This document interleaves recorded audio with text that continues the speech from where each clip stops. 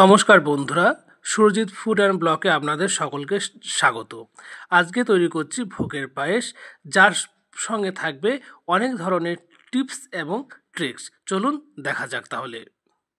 ভোগের পায়েস বানানোর জন্য প্রথমে আমার ফুল ক্রিম দুধ লাগছে গোবিন্দভোগ চাল, লাগবে চিনি, কাজু কিশমিশ, তেজপাতা, লাগছে ঘি, তাছাড়া লাগবে আমার আমুল দুধ, এলাচ। সর্বপ্রথম আমি দুধটাকে ভালো করে ফুটিয়ে নেব।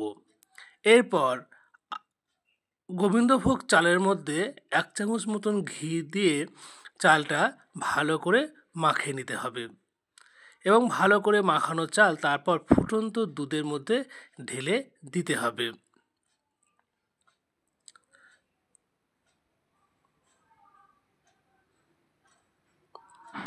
এবার অনবরত দুধ চাল একসঙ্গে নাড়তে হবে, তবে এক্ষেত্রে লক্ষ্য রাখতে হবে যাতে দুধ তলায় ধরে না যায়।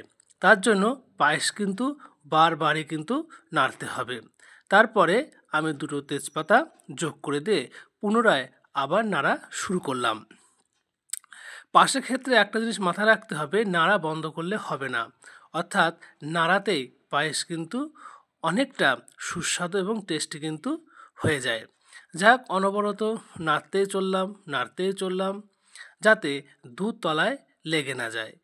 এক সময়ে আমি কাজু এবং কিশমিশগুলো দিয়ে দিলাম।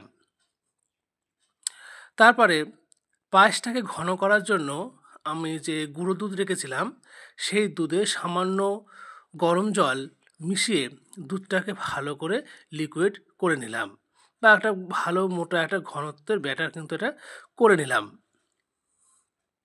এবার সেই দুধটা আমি আবার পায়েসের মধ্যে ঢেলে দিলাম, যাতে পায়েসের ঘনত্বটা একটু ভালো হয় বা মোটা হয়।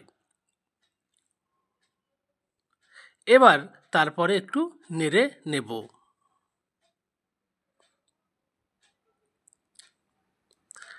কিছুক্ষণ নাড়ার পর যখনই দেখব চাল কিছুটা সেদ্ধ হয়ে এসেছে, তখন তার মধ্যে আমি 100 গ্রাম মতো চিনি কিন্তু আমি যোগ করে দিলাম। আপনারা আপনাদের পছন্দ অনুযায়ী কিন্তু এখানে চিনি বা খেজুর গুঁড়ো দিতে পারেন।